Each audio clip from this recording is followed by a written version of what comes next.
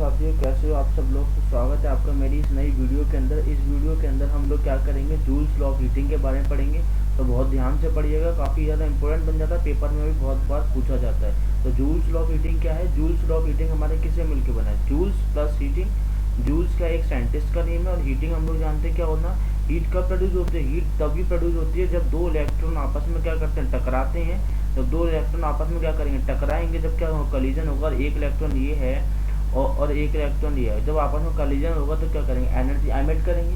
For example आप क्या होता है, अगर आप सब लोग सपोज कहीं मार्केट जा रहे हैं, जब मार्केट से जाने के बाद क्या थोड़ी देर आप घर पे लौट के आते हैं, तो घर पे आके थोड़ी देर आप लोग बैठते हैं 5 मिनट, तो क्या होता है, आपके शरीर से एनर्जी निकलती है। तो वही क्या हीटिंग है। तो मतलब क्या, आपने जो वर्क किया, मतलब क्या, जो वर्कडन किया, वर्कडन करने के बाद जो एनर्जी लॉस करी, वो क्या होती है, वही आपकी क्या होती है, हीटिंग होती है। यही बात तो यहाँ पे बोली गई। यहाँ पे हीटिंग किस फॉर्म में दी गई है, यहाँ पे हीटिंग दी गई है इलेक्ट्रॉन की फॉर्म में। इलेक्ट्रॉन ने जो वर्क किया, उस फॉर्म में जो एनर्जी एमिट किया, वो क्या होता है, हीटिंग होता है। तो पहला लॉ बोला गया, पहला पॉइंट बोला गया जूल्स लॉ ऑफ हीटिंग का, जो हीट प्रोड्यूस इन रजिस्टर, जो रजिस्टर में जो हीट प्रोड्यूस होती है वो हमेशा डायरेक्टली प्रोपोर्शनल होती है किसके, स्क्वायर रूट ऑफ करंट के। सपोज ये क्या, ये हमारा क्या रजिस्टर है, मैं आपको दिखा देता हूँ, एक मिनट रुक जाइएगा, एक मिनट। देखिए ये क्या है, हमारा ये रजिस्टर है, ये हमारा रजिस्टर है। मैं यहाँ पे व्हाइट दे देता हूँ, व्हाइट ज़्यादा अच्छे से वर्क करेगा। यहाँ पे क्या, देखिए ये हमारा क्या रजिस्टर है। अब ये हमारा क्या रजिस्टर है, इस तरीके से जिगजैग जिगजैग जिगजैग लाइन हो रही है, ये हमारा क्या रजिस्टर है। अब इस रजिस्टर में जितनी भी हीट प्रोड्यूस होगी, अगर इलेक्ट्रॉन ऐसे जाएगा, उसको इतना इतना पूरा पाथ लेके चलना पड़ेगा, ये पाथ चलना पड़ेगा। इस पाथ में जितने में एनर्जी लूज करेगा, वो क्या करेगा, जितने में वो एनर्जी लूज करेगा, वो क्या होगा, डायरेक्टली प्रोपोर्शनल होगी किसके, हीट के। ठीक है, समझ गए।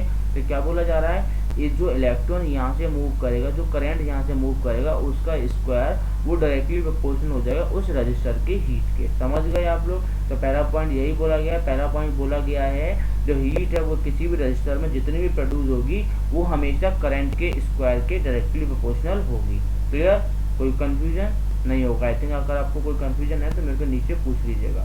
अब दूसरा पॉइंट में बोला क्या जा रहा है, दूसरे पॉइंट में बोला जा रहा है, जो हमारा हीट है ना, वो हमारा क्या होगा, डायरेक्टली प्रोपोर्शनल किसके, अब हमारा डायरेक्टली प्रोपोर्शनल किसके, रेजिस्टेंस के भी हमारा क्या होगा, डायरेक्टली प्रोपोर्शनल होगा। ये बात भी बोली जा रही है, हीट है वो डायरेक्टली प्रोपोर्शनल हमारे रेजिस्टेंस के भी होगा। मतलब क्या, जितना पाथ उसने जिगजैग जिगजैग फॉलो किया, जो जिगजैग जिगजैग फॉलो होने के बाद जितनी उसने एनर्जी रिलीज की, वो तो उसकी हीट बन गई।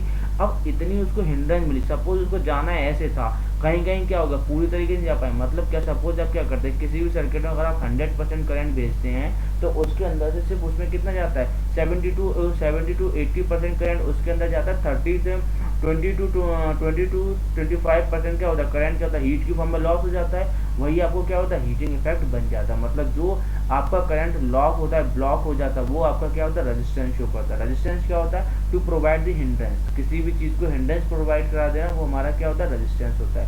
तीसरा पॉइंट बोला जा रहा है, जो हीट प्रोड्यूस होगी, वो क्या होगा, डायरेक्टली प्रोपोर्शनल किसके भी होगी, टाइम के भी होगी। मतलब क्या, जितने टाइम के अंदर करंट फ्लो हो रहा है, जितना टाइम के अंदर आपका क्या हो रहा है, करंट फ्लो नहीं हो पा रहा है, उससे क्या होगा, हीट भी डायरेक्टली प्रोपोर्शनल होगी। मतलब जितना करंट फ्लो नहीं हो पा रहा है, तो वो रेजिस्टेंस बन जाएगा। रेजिस्टेंस बन जाएगा तो हीट की फॉर्म में क्या होगा, बाहर निकल आएगा। समझ गए, क्लियर है। जूल्स लॉ ऑफ हीटिंग तीनों पॉइंट लिख देंगे और फॉर्मूला लिख देंगे। फॉर्मूला क्या होता है, H=I²RT। ये फॉर्मूला होता है, अच्छे से लिख देंगे, अच्छे से याद करेंगे। तो मतलब क्या, यहाँ से पता चला, जो हीट है वो डायरेक्टली प्रोपोर्शनल होगी करंट के स्क्वायर के। दूसरा हीट है वो डायरेक्टली प्रोपोर्शनल होगी रेजिस्टेंस के। तीसरा जो हीट है वो डायरेक्टली प्रोपोर्शनल होगी किसके, टाइम के। क्लियर, समझ गए। कोई दिक्कत हो, कोई कंफ्यूजन हो तो नीचे पूछ लीजिएगा। तीसरी बात बोली जा रही है कि फिलामेंट, अब क्या होता है, आप कोई आपने देखे होंगे पहले जमाने बल्ब यूज होते थे येलो कलर के, जिसके अंदर टंगस्टन का फिलामेंट होता था। तो टंगस्टन का फिलामेंट क्यों होता था, टंगस्टन का फिलामेंट इसलिए होता था क्योंकि उसका मेल्टिंग पॉइंट बहुत हाई है। जैसे इसमें करंट जाएगा, तो करंट क्या होगा, तुरंत मेल्टिंग होना शुरू करेगा। मतलब क्या, अपनी हीट प्रोड्यूस होना शुरू करेगा। और वो जब हीट प्रोड्यूस होगा, तो क्या होगा, इजीली ऑक्सीडाइज नहीं होगा एट हाई टेम्परेचर। तो क्या होगा, जो है आपके पास क्या होगा, जो आप टंगस्टन का वायर यूज करते हैं, टंगस्टन यूज करते हैं बल्ब में, उसका मेल्टिंग पॉइंट बहुत हाई, तो मेल्ट हो जाएगा, तो वो जल्दी से ऑक्सीडाइज नहीं होगा। समझ गए, क्लियर है। चलिए अगला पॉइंट बोला जा रहा है, आप घरों में अपने अंदर क्या करते हैं, इलेक्ट्रिक फ्यूज यूज करते हैं। इलेक्ट्रिक फ्यूज क्यों यूज करते हैं, इलेक्ट्रिक फ्यूज में क्या होता है, आपका एक रेजिस्टेंस लगा होता है। जब इलेक्ट्रिक फ्यूज के अंदर रेजिस्टेंस लगा होगा, तो उसके अंदर अगर कोई भी उतना हाई रेंज से ज़्यादा करंट ज़्यादा आएगा, तो वो क्या किसको फॉलो कर जाएगा, जूल्स लॉ ऑफ हीटिंग को फॉलो कर जाएगा। मतलब क्या, सपोज क्या करता है, हमारे इंडिया के अंदर 220 वोल्टेज की सप्लाई आती है 50 हर्ट्ज पे, ठीक है। और वहीं आप फॉरेन चले जाएंगे, सपोज अमेरिका जाएंगे, तो उसके अंदर क्या होगा, 110 वोल्ट की सप्लाई आएगी लेकिन हर्ट्ज आएगा 60 हर्ट्ज फ्रीक्वेंसी पे। मतलब क्या कि आपके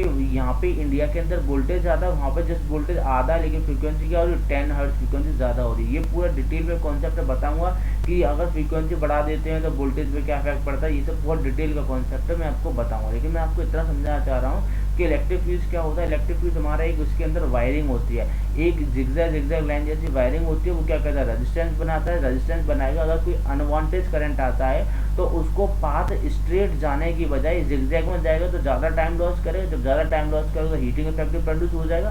उसके बाद भी अगर उस करंट अगर कम नहीं होता, अगर सपोज 100% आपने करंट भेजा, अगर वो स्ट्रेट जाता तो 100 चला जाता।